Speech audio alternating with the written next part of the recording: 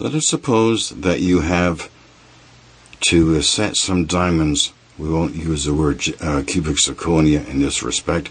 Let's say you have to set some diamonds in a watch case cover. Well, I've pre-selected the positions of the stones in relationship to this watch case cover. I got some, as it's called, crazy glue, but we'll use that word. It's called cyanoacrylate glue, and it's strong stuff. And I put a little dab of that glue on the metal, and I inverted the stone, and it stuck. And this is where the positions of the stones will be. This is about 2.5 millimeter size stones. And what I'm going to do now is, once the glue is hardened and sticking to the stone, or the stone sticking to the metal, I'm going to make a small little scratch test, a little scratch on the metal. Then I'm going to use my pair of dividers and draw a line in the middle of the plate where the stones should be. And I'm going to do a drill with a twist drill where the stones should be. Here I'm only using 4. I'm going to turn this around, and here we have a cluster. 2, 4, 6, 8, 10, 12 stones, almost like a double row. Now I'm going to remove one stone at a time, mark it with a small round burr, about a 007, 006, just score the surface, then I know where the twist drill will be.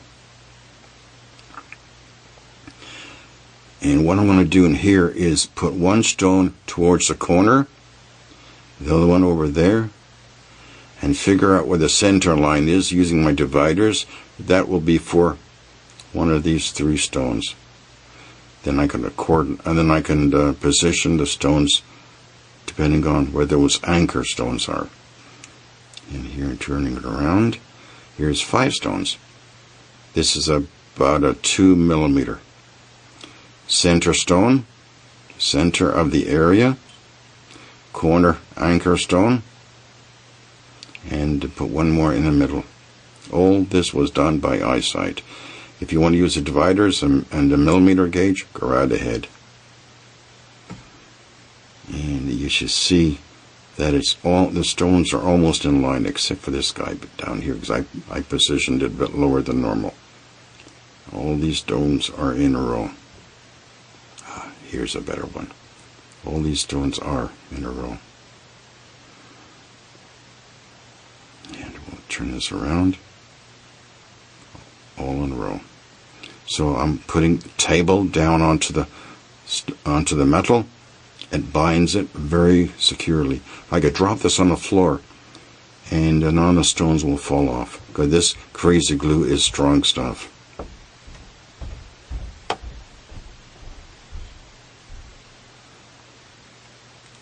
But if you don't want to use this method, just use the dividers, work on the center. You got your center stone, you got your anchor on either end, and fill in the gaps equally. In another video, I'm going to show how I'll be using that little marking device with a 006. I'm going to use a twist drill, then I'm going to pierce the metal, making sure that the stones are all in a nice row. This is going to be a challenge. I don't say it's hard, but it's a challenge. One of my friends in Orchid suggested I make a video on this, how we position the stones. Well, here it is. All on shellac. And this is pretty well commonplace challenge with most of the diamond setters I know.